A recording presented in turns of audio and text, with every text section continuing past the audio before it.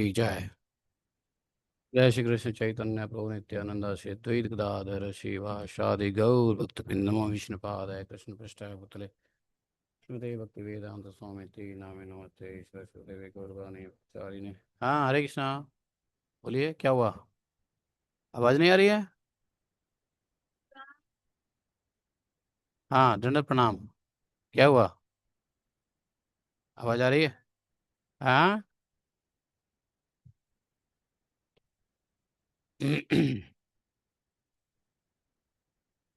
जय जय जन मंगल गौरचांद। जय जय जगत मंगल गौरचांद। दान देह हृदय तुम्हारा पद द्वंद्व।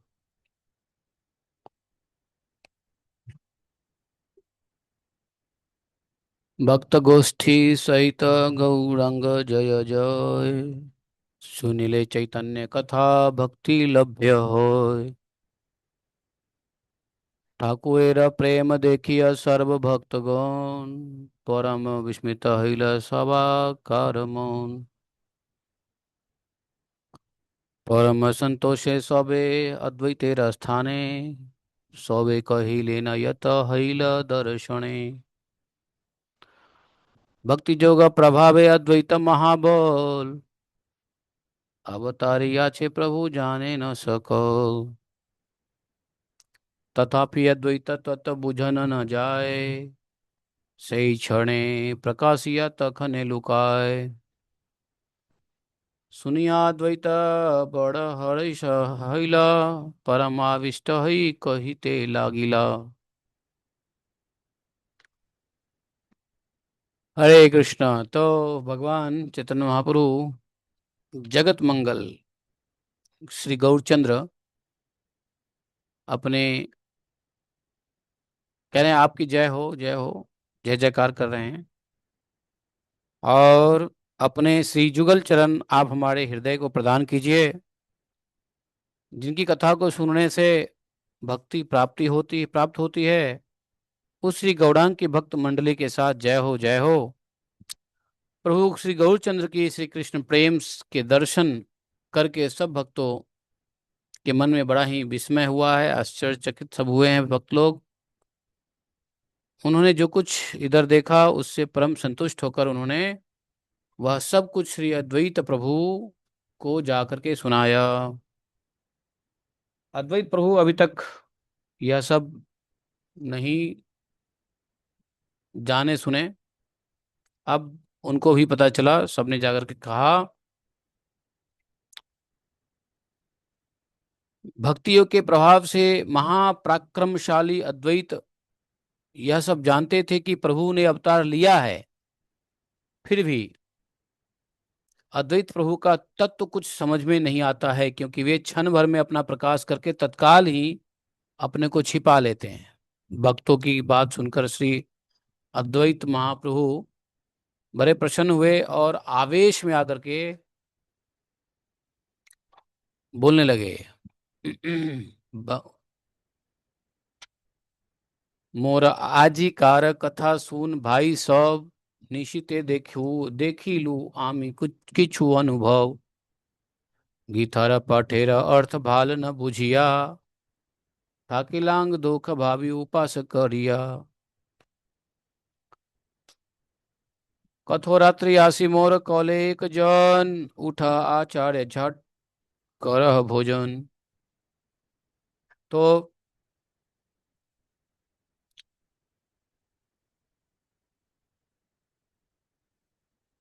अद्वैत महाप्रभु ने कहा, देखो भाइयों, तुम सब मेरी आज एक बात सुनो। क्या? कि आज रात में मुझे कुछ अनुभव हुआ है। क्या अनुभव हुआ है? तो गीता के किसी एक पाठ का अर्थ भली प्रकार समझ न पाने से मैं बड़ा दुखित हुआ और उपवास कर करके पड़ा रहा। कुछ रात व्यतीत कर होने पर किसी ने मुझसे यह कहा कि आचार्य उठो और जल्दी से भोजन करो। वह पाठ यह है और उसका अर्थ यह है यह मैंने तुम्हें कह दिया। अब उठकर भोजन करो और मेरी पूजा करो। सब कुछ तो पा लिया, अब दुख क्यों मानते हो? जिस कार्य के लिए तुमने संकल्प किया था वह तो सफल हो गया। तुमने जितने उपवास किए, जितनी आराधना की, कृष्ण कृष्ण कहकर जितना क्रंदन किया, जिनको ले आने के लिए भुजा उठाकर प्रतिज्ञा की, वही तुम्हारे प्रभु इस समय प्रकट हो गए हैं। तो ये अपने स्वप्न की बात अद्वैत आचार्य प्रभु ने कहा।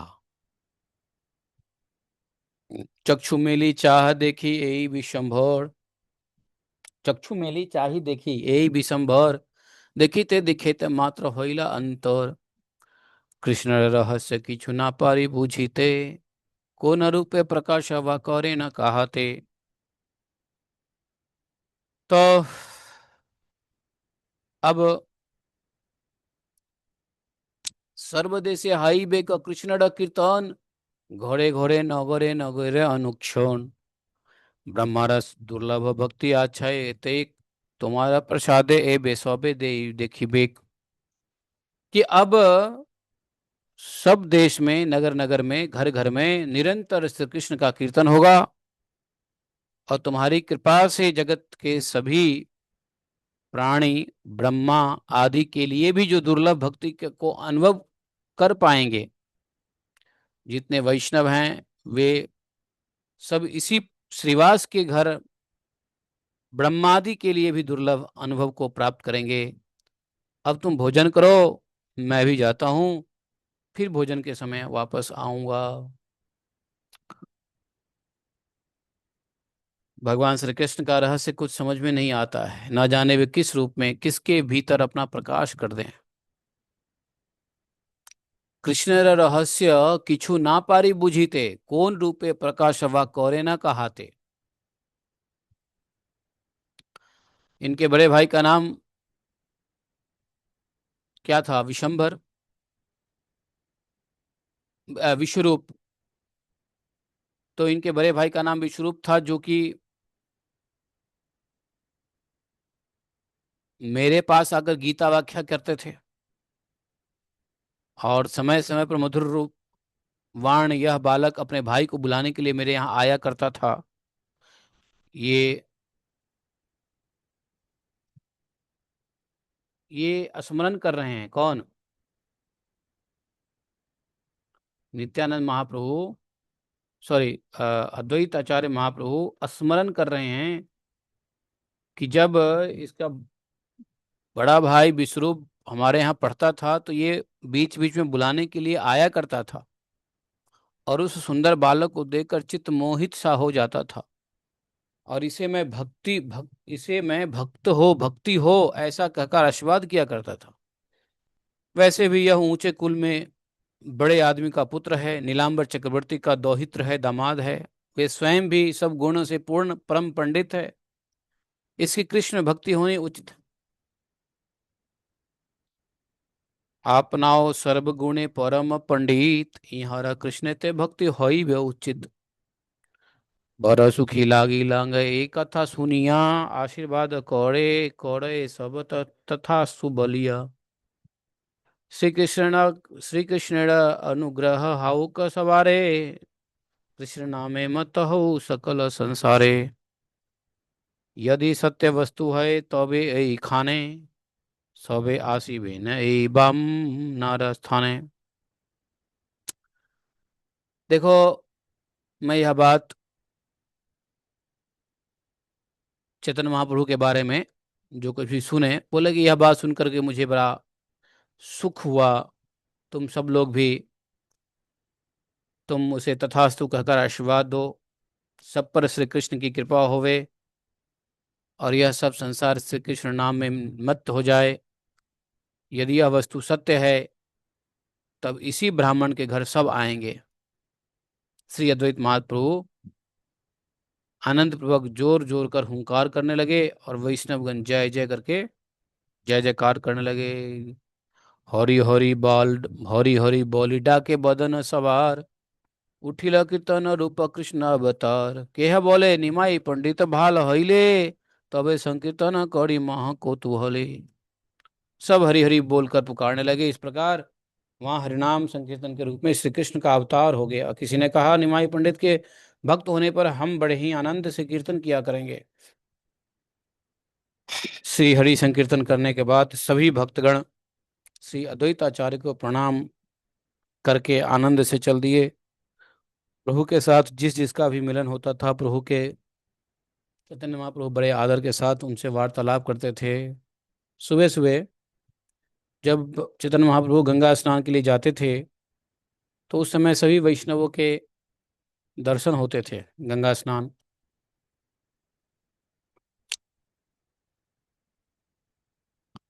और प्रभु शिवासादि भक्तों को देखते ही नमस्कार करते थे, और भक्तगण भी प्रसन्न होकर उन्हें यह आशीर्वाद देते थे कि श्री कृष्ण चरणों में तुम्हारी भक्ति हो। मुख से कृष्ण बोलो और कान से कृष्ण सुनो वत्स। श्री कृष्ण का भजन करने से ही रूप विद्या आदि सब सार्थक होते हैं। कृष्ण को न भजने से इन सब की कुछ भी कीमत नहीं है। श्री कृष्ण ही जगत पिता हैं और श्री कृष्ण ही सबके जीवन हैं। इसलिए वत्स, दृढ़ता पूर्वक श्री कृष्ण चरणों को भजो। भक्तों का आशीर्वाद सुनकर प्रभु को बड़ा सुख होता, और प्रभु अपना श्रीमुख उठाकर उनकी ओर देखते हुए कहते थे, तुम्हारा से कह सत्य कौरी आशीर्वाद, तुम्हारा का केने आन कौरी व प्रसाद। वैसे सब कोई चैतन्य महाप्रभु से बड़े थे, जितने भी थे श्रीवास आदि सब बड़े थे, इसलिए ये लोग आशीर्वाद देते थे। मुखे कृष्ण बोलो कृष्ण सुनह श्रवणे, कृष्ण भजिले से बाप सब सत्य होय। कृष्ण ना भजिले रूप विद्या किछु नय, कृष्ण से जगत पिता कृष्ण से जीवन, दृढ़ करी भज बाप कृष्ण चरण। ऐसा भगवान श्री कृष्ण ही सभी विद्या का सार्थकता है कि भगवान श्री कृष्ण का ही भजन किया जाए। भक्तों का आशीर्वाद सुन करके चैतन्य महाप्रभु कहते थे कि आप लोग ही सच्चा आशीर्वाद देते हैं। आप लोग भला श्री कृष्ण भक्ति के अतिरिक्त दूसरी कृपा क्यों करेंगे। आप लोग की कृष्ण भजन देने में आप लोग ही कृष्ण भजन देने में समर्थ हैं। कारण दासों की सेवा करने पर श्री कृष्ण कृपा करते ही हैं। आप लोग मुझे विष्णु धर्म की शिक्षा दे रहे हैं, उससे मैं समझता हूँ कि मेरे पूर्व कर्म अच्छे हैं। आप सबकी सेवा करने से ही मुझे कृष्ण भक्ति प्राप्त होगी। इतना कहकर चैतन्य महाप्रभु वहीं पर किसी के चरण पकड़ने लगते, तो कभी बड़े प्रयत्न से किसी के गीले वस्त्र निचोड़ने लगते, किसी की धोती आदि वस्त्र उठाकर उसके हाथ में पकड़ाने लगते, और किसी के हाथ में कुश और गंगा की मिट्टी लगा देने लगते, और किसी किसी दिन किसी की पूजा की डाली उठाकर उसके घर तक पहुंचाने लगते, मतलब सेवा करने लगते। महाप्रभु आप सबकी सेवा करने लगते। जो महाप्रभु पहले उदंडता करते थे, अब वही महाप्रभु भक्ति भाव से सबकी सेवा करने लगे। यही मत प्रतिदिन प्रभु विशंभर, आपन दासे रहे आपन किंकर। इस प्रकार से प्रतिदिन चैतन्य महाप्रभु विशंबर स्वयं अपने दासों के सेवक बनते थे। भला प्रभु अपने सेवकों के लिए कौन सा काम नहीं करते। सेवक के लिए वे अपने धर्म तक का भी परित्याग कर देते थे। भगवान ने किया ही है, सेवकों के लिए भक्तों के लिए अपने धर्म का परित्याग किया ही है। अपने सत्य संकल्प उनका धर्म है, उसका त्याग किया ही है भीष्म के लिए। सकल सुहृत कृष्ण सर्वशास्त्र कहे, एते क्या कृष्ण के देश्यो पक्षे नहे। सभी शास्त्रों ने श्री कृष्ण को सबका सुहृद कहा है, अतः श्री कृष्ण के लिए कोई भी द्वेष और उपेक्षा के योग्य नहीं है। परंतु भक्तों के लिए श्री कृष्ण अपनी उन निरपेक्षता और समदृष्टि का भी परित्याग कर देते हैं। वंश सहित दुर्योधन का मरण ही इसका प्रमाण है।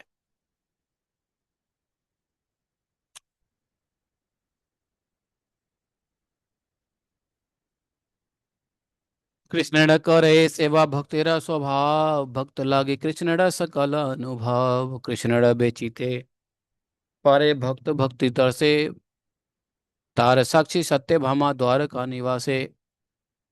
भक्त का स्वभाव तो होता है कि श्री कृष्ण की सेवा करना, और श्री कृष्ण की समस्त चेष्टाएं होती हैं कि भक्तों के लिए। भक्त भक्ति के प्रभाव से श्री कृष्ण को बेच भी सकता है। भक्त भक्ति के प्रभाव से कृष्ण को बेच भी सकता है, उसको अपने अधीन कर सकता है। उसका प्रमाण क्या है? द्वारका के महलों में श्री सत्यभामा, वे ही प्रभु गौरांग सुंदर विश्वम्भर के रूप में नवद्वीप में गूढ़ रूप से विराजमान है। जिन सब के लिए प्रभु का अवतार हुआ था, उनमें से कोई भी अपने प्रभु को पहचान नहीं पा रहा था। सबका अवतार, सबका जन्म भी प्रभु के लिए ही हुआ था, लेकिन फिर भी प्रभु को कोई पहचान नहीं पा रहा था। कृष्ण बजी बार यार आछे अभिलाष, से भजू का कृष्ण मंगल प्रियदास। जिन सबके लिए प्रभु का अवतार हुआ था, उनमें से कोई भी प्रभु को पहचान नहीं पा रहा था। श्री कृष्ण भजन की जिनकी इच्छा हो, उन्हें चाहिए कि प्रभु के मंगलकारी प्रियदासों का भजन करें।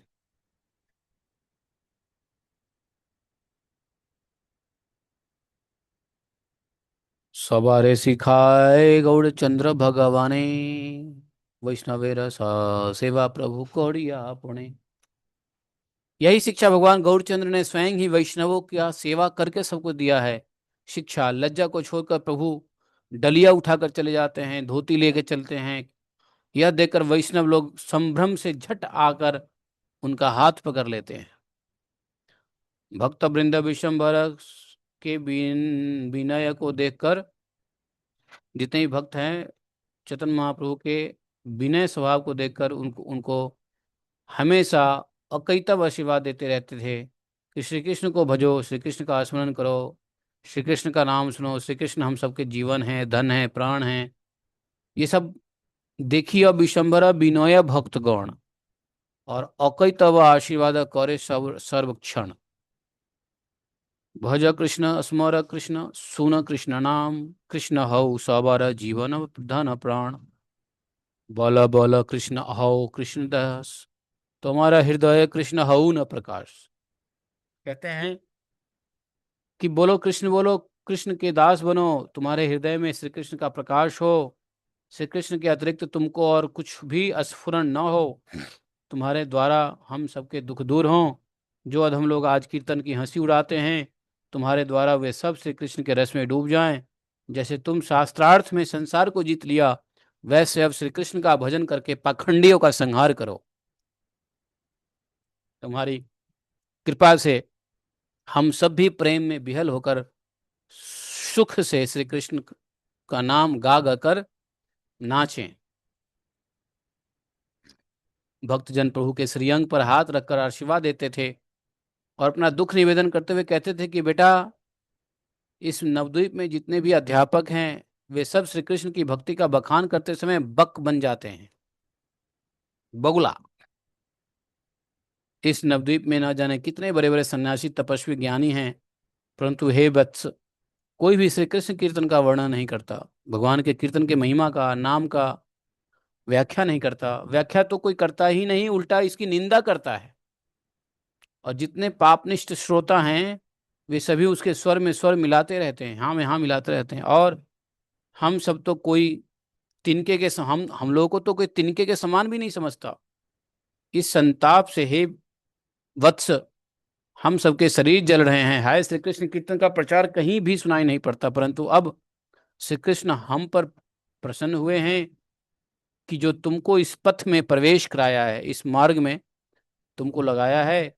हम अपने मन में यह निश्चय समझ गए हैं कि तुम्हारे द्वारा पाखंडियों का अवश्य ही नाश होगा। तुम श्री कृष्ण नाम कहते हुए चिरंजीवी हो, और तुम्हारे द्वारा श्री कृष्ण के अनुग्राम का प्रकाश हो जावे। सबने इस प्रकार से आशीर्वाद दिया। समझे? भक्तों के आशीर्वाद को चैतन्य महाप्रभु अपने मस्तक पर धारण कर कर लेते, क्योंकि भक्तों के आशीर्वाद से ही श्री कृष्ण में भक्ति होती है। भक्त के आशीर्वाद के बिना श्री कृष्ण भक्ति हो ही नहीं सकती है। कि प्रभु श्री विशंबर ने भक्त के दुखों को सुन करके अपने को शीघ्र ही प्रकट कर देने की इच्छा की, और प्रभु ने कहा कि आप सब लोग श्री कृष्ण के प्यारे हो, आप लोग जो कुछ कह रहे हैं वह निश्चय ही होगा। मेरे जीवन को धन्य है जो आप लोग मेरे लिए ऐसी मंगल कामनाएं कर रहे हो। आप लोग यदि श्री कृष्ण कीर्तन या कृष्ण गुणानुवाद करें तो काल भी आपको ग्रसित या आक्रांत नहीं कर सकता है। फिर ये तुच्छ पापी पाखंडी के ग्रुप की तो बात ही क्या है। आप लोग जाकर आनंद से श्री कृष्ण चंद्र का कीर्तन करो, देखता हूं कौन क्या कर लेता है। कौन छार हये पापी पाखंडीर गण, सुखे गिया कर कृष्ण चंद्रेर कीर्तन। प्रभु कभी भी अपने भक्तों का दुख सहन नहीं कर सकते और सर्वत्र भक्तों के लिए ही श्री कृष्ण के अवतार होते हैं। एवे बुझी तोमारा आनाई व कृष्ण चंद्र, नवद्वीपे कराई व वैकुंठा आनंद। ऐसा लगता है कि आप लोग श्री कृष्ण चंद्र को यहाँ लाकर इस नवद्वीप को वैकुंठ जैसा आनंद से परिपूर्ण कर दोगे। आप सबके द्वारा जगत का उद्धार होगा, आप लोग ही श्री कृष्ण का अवतार कराएंगे। मुझे आप सभी अपना सेवक जानिए और मुझे यही वरदान दीजिए कि आप कभी भी मेरा परित्याग नहीं करोगे। तो इस प्रकार से आपने आपने आपने भक्तेर दुख सुनिया ठाकुर, पाखंडीर प्रीति क्रोध बाड़िला प्रचुर। गंगा स्नान करिया चलिला सबे घर, प्रभु चलिले न तबे हासिया अंतर। विशंबर चैतन्य महाप्रभु ने सब भक्तों की चरण धूलि को धारण कर और उन सभी ने उन्हें अनेक आशीर्वाद दिया। गंगा स्नान करके सब भक्त अपने अपने घर को चल दिए और प्रभु भी मन में कुछ हंसते हुए घर को चले। अपने भक्त के दुख को सुन करके प्रभु पाखंडियों के प्रति क्रोध बहुत बढ़ गया था। मैं सब पाखंडियों का संहार कर डालूंगा, सभी पाखंडुओं को मार डालूंगा, ऐसा कहते हुए प्रभु हुंकार करने लगे। बार बार बोलने लगे कि मैं वही हूं, मैं वही हूं। मुंच से ही बोले बार बार। क्षणे हासे क्षणे कांदे, छौने मूर्छा पाए, लक्ष्मी रे देखी या छोने मारी बार जाए। मैं वही हूँ, मैं वही हूँ, ऐसा कहने लगे।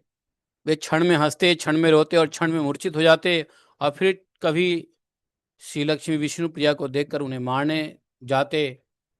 इस प्रकार प्रभु को वैष्णव आवेशित हो जाते थे।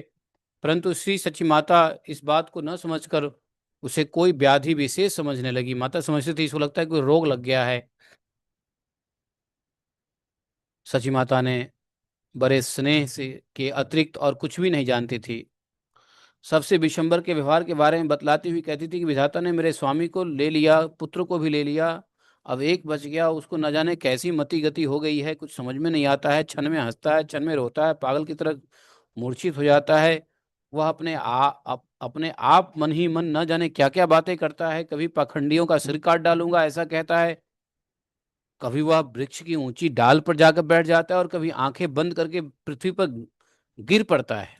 कभी कीट किटाकर दांत पीसने लगता है, ताल ठोकता है और पृथ्वी पर लोटपोट होने लग जाता है। तब मुख से कोई शब्द नहीं निकलता।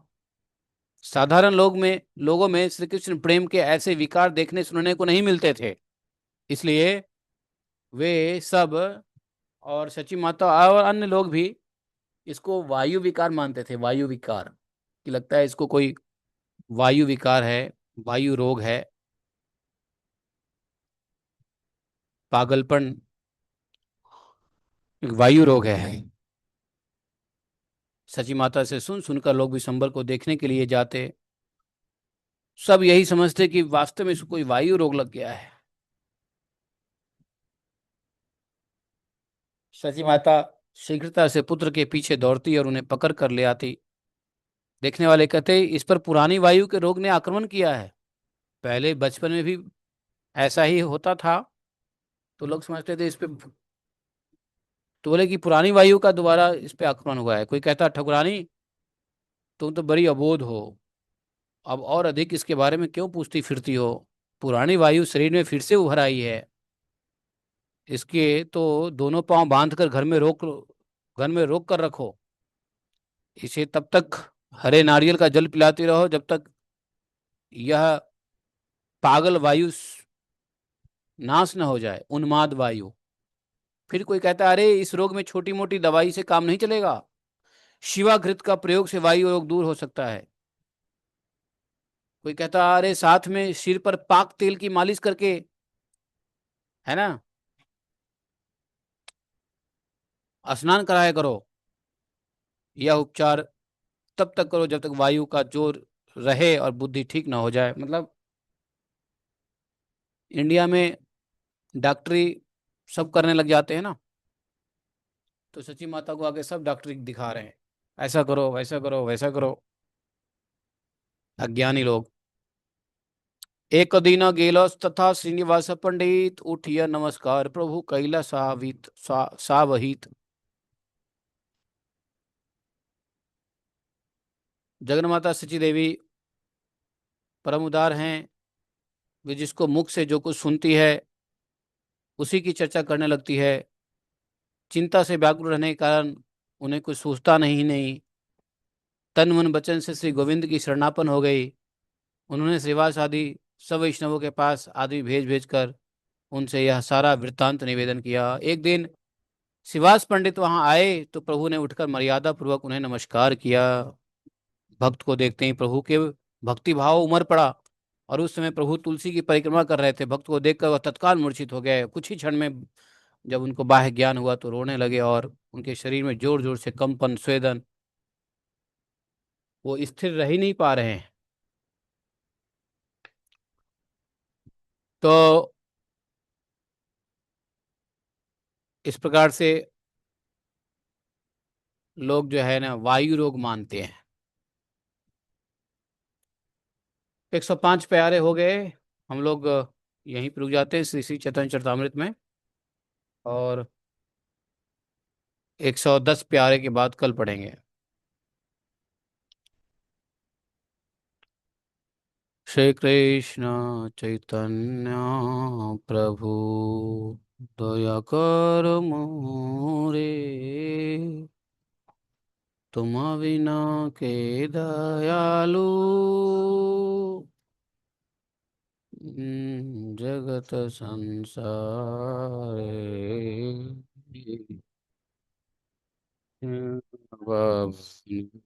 प्रभु। प्रभु